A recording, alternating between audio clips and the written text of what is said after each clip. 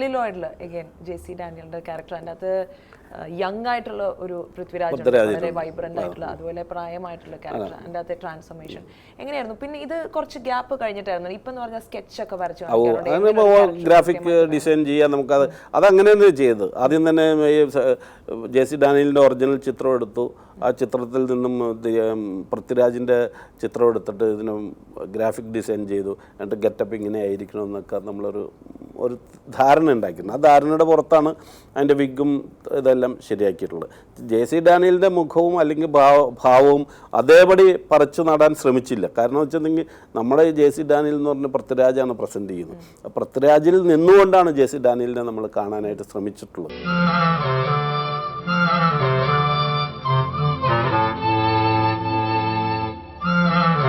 ഇതാണ് film. Celluloid എന്നാണ് സായിപ്പ് പറയുന്നത്.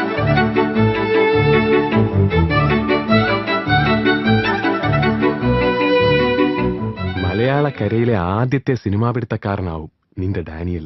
ഈ മലയാളക്കരയില് ആദ്യമായിട്ടാണ് ഒരു സിനിമ പിടിക്കുന്നത്. അതിൽ നടിയാവണത് ഈ റോസമ്മ. ഏനീതൊന്നും അറിഞ്ഞതേയില്ലേ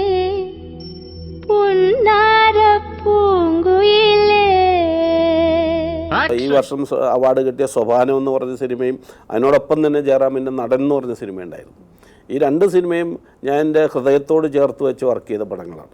ആദാമിൻ്റെ മകൻ അബു എന്ന് പറഞ്ഞ പടം മേക്കപ്പ് ചെയ്യുമ്പോൾ ആദ്യത്തെ ദിവസം മേക്കപ്പ് ചെയ്ത് കഴിഞ്ഞപ്പോൾ സലീം കുമാർ പറഞ്ഞു, ഇനി ഞാൻ അഭിനയിക്കില്ല റഷീദ് എന്ന് പറഞ്ഞു എന്നോട്.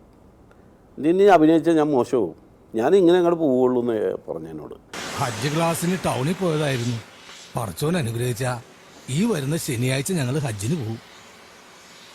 ഇതാ ബുക്ക ഞാൻ പറഞ്ഞ പണം. ഓ പിന്നെ എന്താ ജോൺസ, അബുക്ക വീട്ടിൽ പോയില്ലേ? ഇല്ല, നിങ്ങളെന്നെ അന്വേഷിച്ചെന്ന് കേട്ടപ്പോ നേരെ ഇങ്ങോട്ട് പോന്നു. എന്തേ? അല്ല ഒന്നുമില്ല, ഞങ്ങളിന്ന് പ്ലാവ് മുറിച്ചു. ഞാനത് അങ്ങോട്ട് ചോദിക്കാനിരിക്കായിരുന്നു. ഇന്നും മുറിക്കുമെന്നാണല്ലോ നിങ്ങൾ എന്നോട് പറഞ്ഞത്. പിന്നെ മരം മുറിച്ചപ്പോ എന്താ ജോൺസ?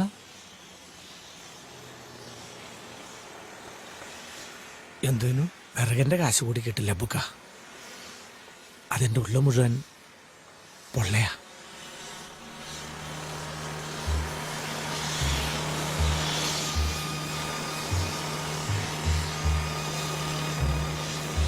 സൗത്ത് ഇന്ത്യയിൽ മേക്കപ്പ് ഒരു പ്രൊഫഷൻ അല്ല, ഒരു ജസ്റ്റ് ഒരു വെറും ഒരു സിനിമയുടെ ഒരു സൈഡ് ലൈനായി തീരാതെ അതൊരു ആർട്ടിസ്റ്റ് ആണ്, അത് ചെയ്യുന്ന ഒരു ആർട്ടിസ്ട്രിയാണ് എന്നുള്ളത് എനിക്ക് തോന്നിയിട്ടുള്ള രണ്ട് നടന്മാർ. ഒന്ന് എനിക്ക് തോന്നുന്നത് രജനീകാന്ത്, കാരണം പുള്ളിയുടെ ഏജ് ട്രാൻസ്ഫോർമേഷൻ ഇപ്പോഴും സ്ക്രീനിലേക്ക് വരുമ്പോഴത്തേക്കും ഒരുപാട് യങ് ആയിട്ട് തോന്നിക്കുന്ന രീതിയിൽ ഒന്ന്.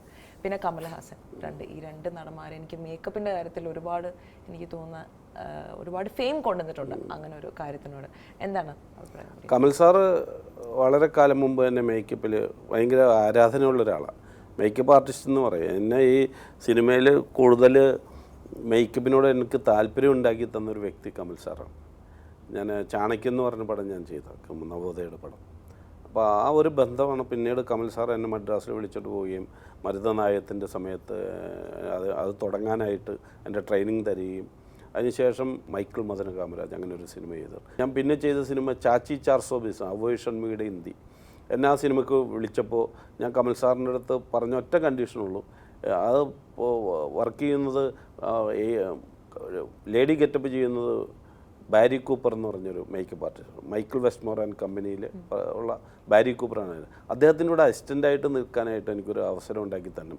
കമ്പനി ഞാൻ വർക്ക് ചെയ്തോളാം, എനിക്ക് പ്രശ്നമില്ല. ബാക്കിയുള്ളവർക്കൊക്കെ മേക്കപ്പ് ആർട്ടിസ്റ്റുകളുണ്ട്, എങ്കിലും നാസർ സാറിനെ പോലുള്ള ആളുകളൊക്കെ ഞാൻ മേക്കപ്പ് ചെയ്തോളാം. പക്ഷേ ഇദ്ദേഹത്തിൻ്റെ കൂടെ അസിസ്റ്റൻ്റായിട്ട് നിൽക്കാനായിട്ട് ഒരു അവസരം എനിക്ക് വേണം എന്ന് പറഞ്ഞിട്ട് അങ്ങനെ ഒരു എഗ്രിമെൻ്റ് പുറത്ത് ആ സിനിമ ചെയ്യാൻ പോയത്. ആ സിനിമ 10-60 ദിവസത്തിൽ കൂടുതൽ ഞാൻ വർക്ക് ചെയ്തു. രാവിലെ 3:30 മണിക്ക് എഴുന്നേൽക്കണം. അതിൽ ഈ ബാരി കൂപ്പർ എന്ന് പറഞ്ഞ മേക്കപ്പ് ആർട്ടിസ്റ്റിനെ വിളിച്ചിട്ട് വരണം. അദ്ദേഹമായിട്ട് കമൽഹാസൻ്റെ വീട്ടിൽ പോകണം. വീട്ടിൽ പോയിട്ട് ഒരു 4-4:30-5 മണിക്കൂർ മേക്കപ്പ് ഉണ്ട്. കാലത്തൊരു 6 മണിക്ക് മുമ്പ് മേക്കപ്പ് തുടങ്ങും.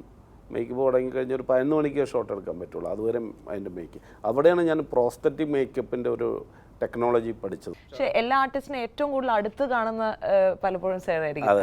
അപ്പോൾ എത്രത്തോളം ഈ പറഞ്ഞ പോലെ ഇത് സക്സസ്ഫുൾ ആണ്, അല്ലെങ്കിൽ എത്രത്തോളം നാച്ചുറലായിട്ട് തോന്നിക്കും?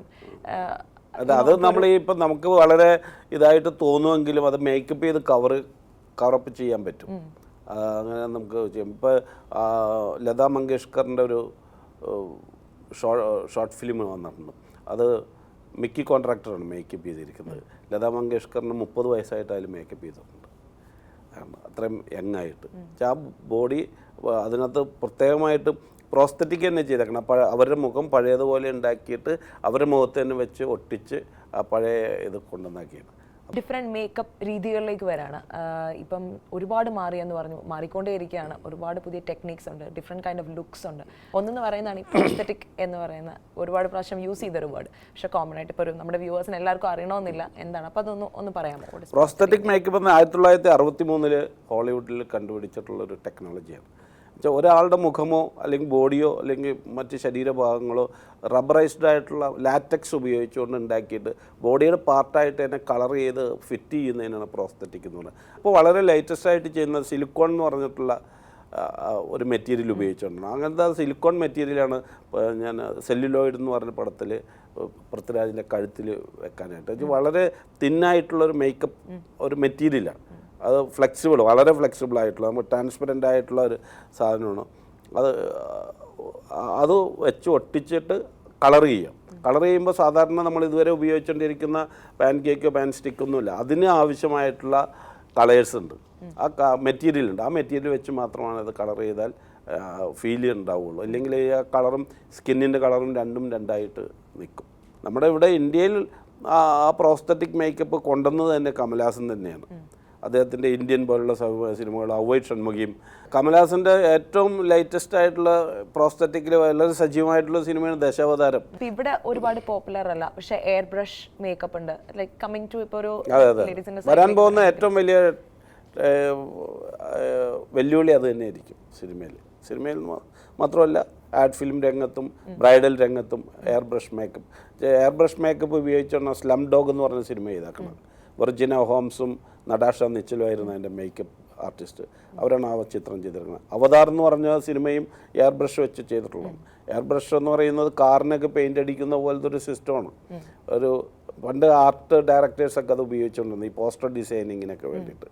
അപ്പോൾ ആ എയർ ബ്രഷിലൂടെ വളരെ ട്രാൻസ്പെറൻ്റായ കളറ് സ്പ്രേ ചെയ്യിപ്പിച്ചുകൊണ്ട് അത് മുഖത്തും ശരീരത്തും ബോഡി ആർട്ടൊക്കെ ചെയ്യാനായിട്ട് ഏറ്റവും കൂടുതൽ ഉപയോഗിക്കുന്നത് അതാണ്. നമുക്ക് ഏത് കളറും നമുക്ക് പിന്നെ ഐലൈനർ ഉപയോഗിക്കാം, ലിപ്സ്റ്റിക്കായിട്ട് ഉപയോഗിക്കാം. അതുണ്ടാവും. പക്ഷേ അതിൻ്റെ ഒരു പ്രത്യേകത എന്ന് വെച്ചിട്ടുണ്ടെങ്കിൽ ഒന്നാമത് കളേഴ്സ് വളരെ ട്രാൻസ്പെറൻ്റ് ആയിരിക്കും. അത് സ്കിന്നിൽ പിടിച്ചു കഴിഞ്ഞിട്ടുണ്ടെങ്കിൽ അത്രയും ഫിനിഷിംഗ് ആയിരിക്കും. അതിന് നമ്മുടെ മുഖത്ത് മറ്റൊരു മെറ്റീരിയലാണ് ഇരിക്കണതെന്ന് അല്ലെങ്കിൽ മേക്കപ്പ് പ്രൊഡക്റ്റാണ് ഇരിക്കണതെന്ന് ഒരിക്കലും അറിയാൻ പറ്റില്ല. ഇന്റർനാഷണൽ സിനിമാസ് ചെയ്തിട്ടുണ്ടോ?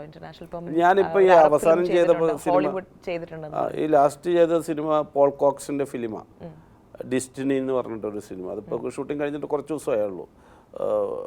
സോമതീരം അവരാണ് അതിന് പ്രൊഡ്യൂസ് ചെയ്യുന്നത്, ബേബി സോമതീരം, ജോഷി മാത്യു അവരുടെ ടീമിൻ്റെ പടം. അത് ഞാൻ ചെയ്തു പോകണം. ഞാൻ അല്ലാതെയും കോട്ടൺ മേരി എന്ന് പറഞ്ഞ ഇസ്മായിൽ മർച്ചൻ്റെ ഫിലിം ചെയ്തിട്ടുണ്ട്. പിന്നെ ഡാം 999 എന്ന് പറഞ്ഞൊരു സിനിമ ചെയ്തിട്ടുണ്ട്. രാജീവ് അഞ്ചലോ ഹോളിവുഡിലൊരു സിനിമ ചെയ്തപ്പോൾ അത് ഞാൻ വർക്ക് ചെയ്തതാണ്.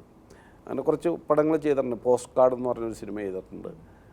ഫ്ലെയിംസ് ഓഫ് ദ പാരഡൈസ് അങ്ങനെ ഒരു സിനിമ ചെയ്തിട്ടുണ്ട് ഹോളിവുഡിൽ. പിന്നെ അറബി ഫിലിമുകൾ ചെയ്തിട്ടുണ്ട്. ഫ്യൂച്ചർ പ്രോജക്ട്സ് ഏതൊക്കെയാണ്? ഇപ്പോൾ ഏറ്റവും ലേറ്റസ്റ്റ് റിലീസ് ചെയ്യാൻ പോകുന്നത് എൽ വിജയ് ഡയറക്റ്റ് ചെയ്ത ഒരു സൈവം എന്ന് പറഞ്ഞൊരു സിനിമ. പ്രധാനമായിട്ടൊരു നടൻ എന്ന് പറയുന്നത് നാസർ സാറാണ്.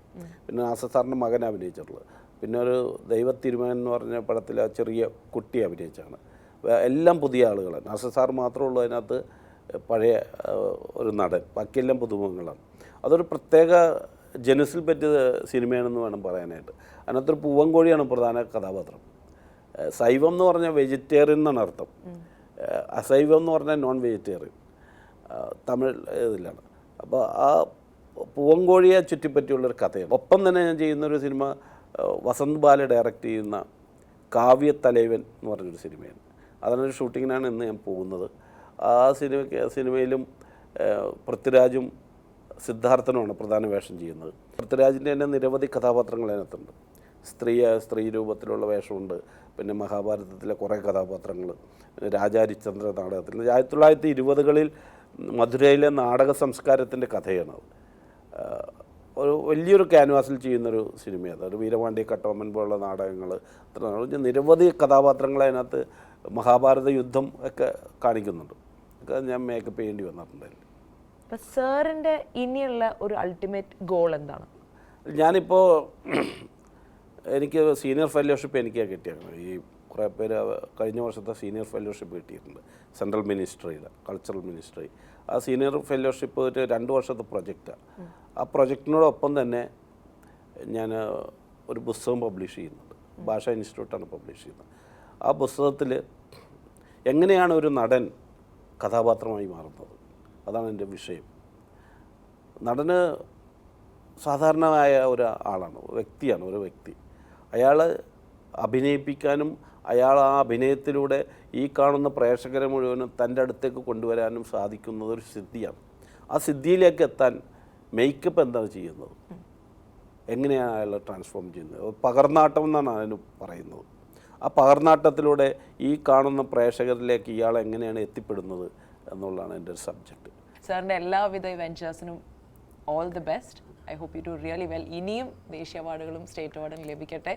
ഞങ്ങൾക്കൊരു പ്രൗഡ് മേക്കപ്പ് മാനായിട്ട് എന്നും ഉണ്ടാവട്ടെ എന്ന് പ്രാർത്ഥിക്കുന്നു. Thank you so much. Thank you. കമ്മള പറയേ നാട്ടിലേക്ക് തിരിച്ചു പോവാൻ. നീ എന്ത് പറഞ്ഞു? ഞാൻ ഇനി ഇവിടെ നിന്ന് എങ്ങോട്ടും ഇല്ലാന്ന് പറഞ്ഞു.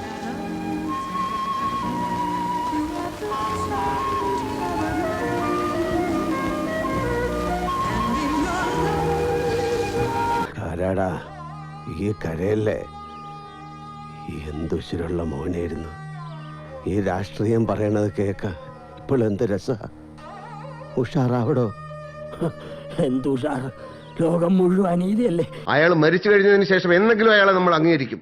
അതാണല്ലോ പതിവ്, അതാണല്ലോ നമുക്ക് ശീലം.